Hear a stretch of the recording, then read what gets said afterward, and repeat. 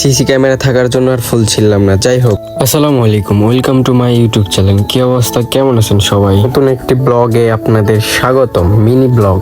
তো সকাল সকাল ক্লাসে যাওয়ার জন্য রেডি হয়ে আমি রাস্তায় চলে আসছি গাড়ির জন্য। রাস্তায় এসে দেখি পুরো রাস্তা ফাঁকা। তারপরে কিছুক্ষণ মাথার মধ্যে বসলাম, বসে বসে ভাবতেছিলাম যে গাড়ি কখন আসবে, আর গালে হাত দিয়ে চিন্তা করতেছিলাম যদি ক্লাসে দেরি হয় তাহলে ম্যাম কান ধরা রাখতে পারে। তো বসে থেকে ভাবতে ভাবতে দেখি একটু পর গাড়ি চলে আসছে, মানে প্রাইভেট কার। তারপরে গাড়িতে উঠে বসলাম। পরে আমি আবার একটু ভাব দেখায় ভিডিও করতেছিলাম আর জুম বাড়ি দিতেছিলাম।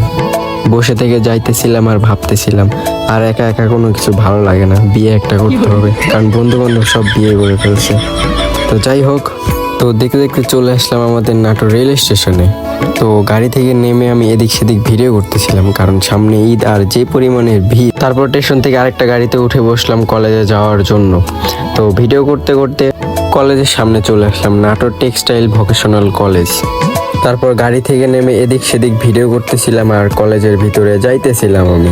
কলেজের ভিতরটা দেখেন কত সুন্দর চারিদিকে। হঠাৎ করে চোখ পড়লো আমার ফুলের দিকে, কারণ আমার গার্লফ্রেন্ড আছে, আর গার্লফ্রেন্ডকে যদি ফুল দিই তাহলে গার্লফ্রেন্ড তো অনেক খুশি হবে। চারিদিকে সিসি ক্যামেরা থাকার জন্য আর ফুল ছিলাম না। যাই হোক, যাইতেছিলাম আর চুলগুলো ঠিক করতেছিলাম আর একটু ভাব নিতেছিলাম।